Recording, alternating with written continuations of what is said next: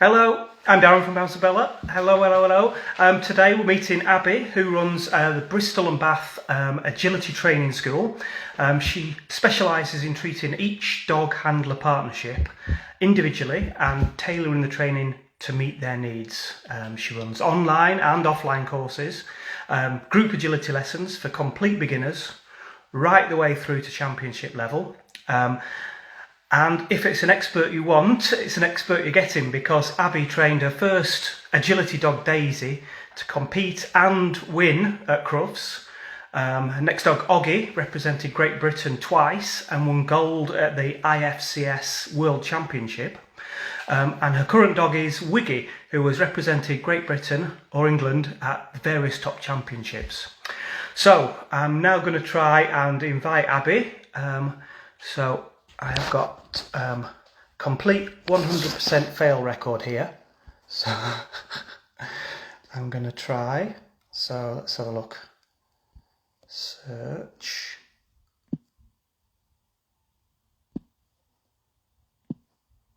There we go. Got the right search.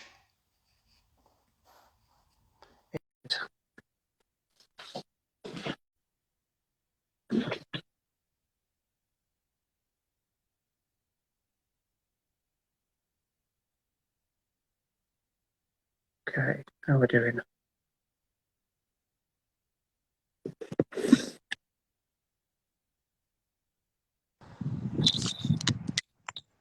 Hey, off you. Hi. Hello, Abi. We're at different angles. Pardon? We're at different angles on the Oh, Instagram. let me see if I can swizzle myself around. Go on. Oh, no. Oh, I might be able to as well. Oh, Hold on. Don't know what that's done. oh, you're the same. Should we leave and come back in? Or should you leave and come back in if I'm hosting? Should I try Pardon? that way? Gonna leave and pop back in. Okay. Let's try that. Go.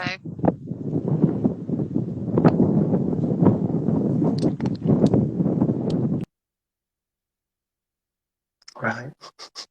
100% record kept up. Very happy with that. Let's have another go. Just, invite. So the invite's out there. Hey, here we are. Hooray. Perfect. How are you, Abby? You all right? How you doing, guys? We've got a bit of sunshine, which is Well, good. It's been terrible storms here, so I'm glad we've got some sunshine. yeah, we're struck lucky just for this few minutes, haven't we? Brilliant. Just ask a few questions first about Yeah, Abby of before we course. go on to stuff. Are you able to do a few demos today for us later on, are you? Yeah, well, as you can hear, Misfit's very keen. We've got Misfit there, and I don't know if you can see Beef. And we've got Beef as well. So hopefully what we're going to show you guys is the dog's weaving. And then we're going to do a little exercise you can do at home, which is called leg weaving, because most people don't have a set of weaves at home. And we're going to show you a little exercise, how to teach the dog to weave through your legs, which is a nice little foundation skill before you move on to the weaves. Brilliant. Brilliant. Looking forward to that. Okay, I'm just going to put this dog back on its bed. Fair enough.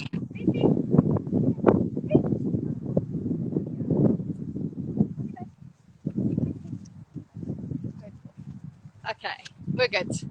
Brilliant. So, Abby, how do you get into the whole world of dogs? You began as an occupational therapist before. Yeah. So, quite a few years ago now. Oh, hang on. Missy, come. We'll have Misfit in because she's a little bit enthusiastic.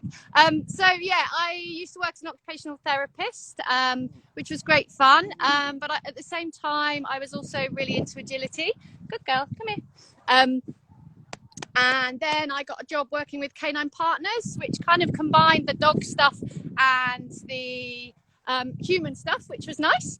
And then I really my hobby took over my life, and I couldn't train my dogs enough, and I was teaching agility at the same time. So I ended up giving up the human side of stuff and just went fully for the dogs, which is great fun. Yes, good. And so you gradually looked at humans as well, didn't you? So you moved from completely away from canine partners. You did canine partners for a while, didn't you? Yes, yeah. So I worked. So Canine Partners is a charity that places assistance dogs with individuals, mostly with sort of physical disabilities, but also sort of individuals that might struggle in other areas of life. So I mean, they're a great organisation. It's great to see like how versatile dogs are, and some of the tasks they can do is pretty incredible. You know, helping people get dressed, helping them alert them if their phone goes off, or helping them open the door. And I think probably the biggest thing was the confidence it gave people. You know, if they'd had an accident or an illness, and maybe they lack confidence in life, and you give them this assistance dog, and it can really sort of empower people and gave them a lot of confidence to get out and about. And because dogs are often quite a nice sort of talking point, you know, people are more likely to come up and talk to you if you've got a dog with you. Yes, so yeah, we'll find that when we're out walking. You just amazing the amount of people you stop and chat to. yeah, exactly. You never pass a dog walker without saying hi, do you? No, not at all. Yeah. And so you gradually kind of moved from that into agility. It wasn't kind of one day you were doing one and then you just kind of like, right. I my first little dog on my own. I was desperate to have a dog of my own after I left home. So when I bought my own house, I was like, right, I can get a dog now. And my first little rescue dog was quite timid, and someone suggested that agility would be a really good way that you can build their confidence up. So I sort of stumbled across a local guide to me that happened to be running classes, and I suppose the rest, they say, is history. She turned out to be pretty good at agility. She took me to Crufts and, you know, did really well. She was a lovely little dog. So she started, definitely my love of it. But the two weren't sort of mutually exclusive. I like most people, I stumbled into agility thinking it would be just a little hobby I'd have and a nice thing to do with my dog. Little did I know that it would be kind of like take me to the places it's taken me and change my life, really. And so, at what point did you realise you were kind of ready to be Crufts ready? Did you just go gradually through the smaller competitions and work your way up? So what usually happens? I think it was when I got onto the GB squad. You need to dedicate quite a bit of time to train your dog to be at a good level. You know, that sort of level, you've got to put the hours in to be able to train your dog. And it was at that point I was sort of at a bit of a crossroads, and I was like, well, either I can keep sort of doing it as a hobby, or if actually I want to do this and want to compete internationally, I need to devote a bit more time. And that's pretty much when I sort of decided that was the way I was going to go. Yeah. You began a business at the same time, or did you start with a few people, or did you just? Yeah. Well, I'd sort of been teaching for a few other clubs for a few years, sort of around just helping them out. So I sort of already knew quite a few people around that I was teaching, and it's just sort of grown and grown, and you know, people know about it much more than they used to. It's like it's a really fast growing sport, and often, you know, people start it but they don't leave it, so it's expanding all the time. Yeah, and you mentioned before that it was good. Was someone mentioned they might be good for a dog that was timid? Yes, so it's really good. I mean, the more you train your dog, the kinder it is to them, because effectively the more freedom they can have, because the better trained your dog, the more places you can take it, the more it can be off lead. And with the agility, you invest so much into the dog that and you reward a lot, so the dog gets more confident because it understands what behaviours you're asking it to do. The worst thing for dogs is uncertainty. They hate uncertainty. I think all of you at home with dogs will know, you know, dogs know when it's dinner time. They know when they're going out for a walk. And with dogs that are a little bit timid, that certainty of what you're going to ask them to do can really increase their confidence. so that, you know, my little timid spaniel, she was a failed gun dog because she was too timid for it.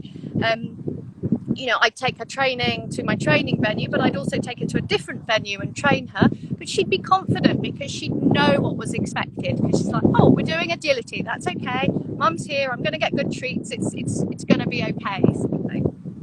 Oh, lovely. Yeah. We're doing an Instagram competition. Yes. With you, your foundation course, your online foundation course. Yep. And the gold medal, tied it with Olympics nicely. And we've got also, it's a selection of grain-free training treats and a treat ball. And then the silver is a multi-pack of grain-free training treats and a treat ball. And bronze, a packet of grain-free training treats and a treat ball. Yeah. So I think it's all, hoping Hannah might pop a link in the comments, or you can just go to our Instagram.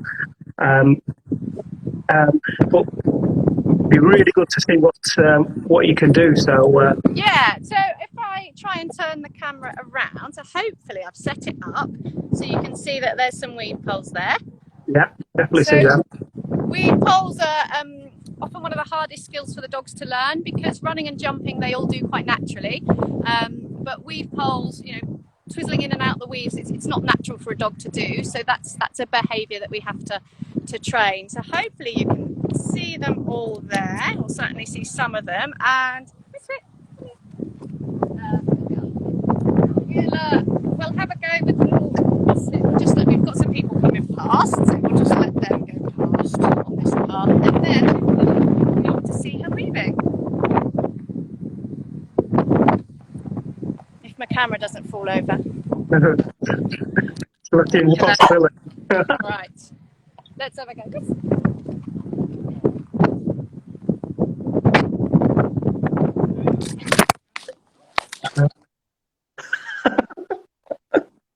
Camera went. Oh, honestly, you wouldn't believe this weather we've got here. Let me see if I can poke a leg down. That might keep it still. Oh, I did say the only thing that I think can go wrong is the weather, and it's doing its best. It's doing its best. Let's see if we can fit them all in. Right, let's go quickly. Yeah.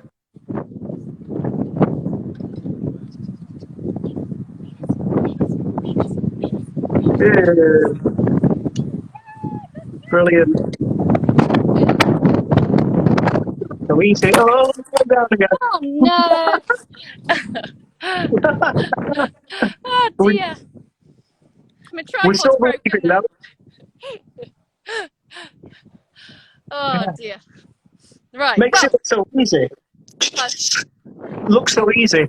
I mean, it is when it's trained. I'm going to have to go hands on now. Yeah, it's easy once it's trained. Yes. Yeah, that's good professional view, isn't it? Yeah. Someone's a professional. It looks very easy. It's like snooker. Yeah, and I think the thing is, people see it at crafts, and they see agility at crafts, and they're like, oh, it looks pretty easy. But you know, you've got to remember you're seeing the best in the country, and they should make it look easy. Yeah. Right. Let me see if I can put us up somewhere so you can see it again, and then you guys know what you're aiming for at home. Let's see. You might have to go down at dog level. I don't know if you're going to be able to see. That's even better. Can you see them? There we go. Right. Yeah.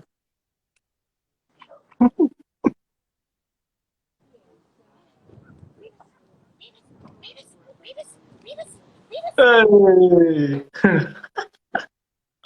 Brilliant. Dog level. So hopefully you guys got to see her nipping through those weaves there. Yeah. It's particularly good at dog level, actually. Is it? How convenient that my tripod's broken then. Okay, right. What I'm going to try and show you guys now, assuming I can get my phone standing up, is a little trick called leg weaving. So this is something, it's one of the little foundation tricks I've got on the online course. So on our foundation online course, it's something I set up in the first lockdown because there were lots of people that were kind of stuck at home with their dogs and desperate to do some stuff. So it was a way of starting agility foundations, but it uses things you've got at home, because I appreciate not everyone has got a paddock full of agility equipment at home, but there's loads of lovely little tricks and exercises you can do at home that are really good foundations for the dog, teaching it to listen, to focus, good things for their movement, that you can do at home. So let me set this up. It might work having it nice and low. So first thing we're going to do, treats. So we've got some of yours here. She's particularly keen on the little venison ones. So, because when you're training, it's really important that you have a reward that your dog is really keen for. As you can see, she's very keen to get these. A mistake people often make is they try and use lower value treats, and the dogs just aren't motivated by them. You want something that the dog, like this, is very keen to get its little nose into. So first thing we're going to do, you stand with your legs just slightly apart, have the dog in front of you, and you're going to take a treat, and you're going to, whee, good girl, put it through your legs like that and reward. So you get the treat, dog's in front of you, and call her through. And as you can see, she's just following a treat, so we're just luring it at the moment, luring her through your legs, and then rewarding. Good girl.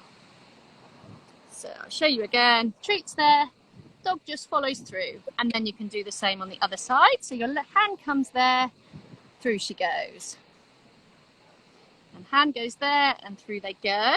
And then gradually all you do is you start to take the treat out of your hand. Just place your hand there, and hopefully they will follow your hand around. So pop your hand there and bring it round. Good girl. Let's get some more treats. So empty hand, pulls her through the gap, and then rewards. Once you're confident that your dog is going to do that behaviour, so you're putting your hand there and the dog is coming around your legs, you can start to put a cue to it. So I just call it legs. I like to keep things nice and simple. So you just go legs, good girl. And then you can swap sides. Legs, good girl. Other leg, legs, good girlie. And then what you can do, come here, yes, is you can start to put a little chain of that together. So legs, legs. Oh, good girl. Let's try again. Yes. Legs, legs, legs. Good girl. And then reward. So just to recap how to do it. Stand with your legs a little bit apart. Hello, you. Start with a treat in your hand. You're going to just lure the dog through your legs. You could do it either side. Lure the dog through. Once the dog's doing that happily, go to an open hand, just bring her through your legs. Good girl. And then the other way, open hand, brings them through. Once they're doing that, mind your bottom, miss. You can start to put a cue to it. Miss, you got it? Is it? Oh, there we are. Legs, legs, good girl. Once they're happily doing that, you can take away the hands a little bit and just use the cue. Legs, legs, legs, good girlie. Super. Okay, I hope you have a close up of me ankles. No, that was really clear. What we were doing there. Yeah, so it's hand behind the leg each time, isn't it? Pardon? Draw. Your hand bit goes behind your leg each time. Yes, and that's yeah. it. It sort of has to come from behind your legs, because that's what will draw the dog sort of between your legs and round. And that's a lovely, easy little trick you can do at home. That's really good. Hello, Poppet, for your dog's sort of suppleness. Dogs can be very happy and good on speed, but they're not so good about practicing being supple. Like all of us, we should probably do more stretches than we do. Dogs are the same. They just want to bash around and have fun. They don't want to do those sort of exercises. So leg weaving is a really lovely little trick. You can teach any dog, any size, it can do that. Yeah, I'm going to give that a go on Roscoe, I think. Like a big dog to try it on, so yeah, it's going to be fun. Thank you very much, Abby. That was awesome. No worries. Great to see you guys, and I'm so glad. I'm sorry we had a broken tripod and wind, but we did have dry, so that's good. All the more exciting. Hey. Yeah, brilliant. Thank you, Abby. So just to find back to everyone there, pop along, have a look at bristolandbathagility.co.uk. The foundation course is there. You can have a look at our Instagram as well. The competition's there, if you want to try and get it that way. Yeah. And thanks again, Abby. That was And awesome. good luck, guys. Good luck. And I hope it's inspired some of you to give it a go. Yeah, brilliant. Lovely. All right. Take care. Bye. Thanks. Bye.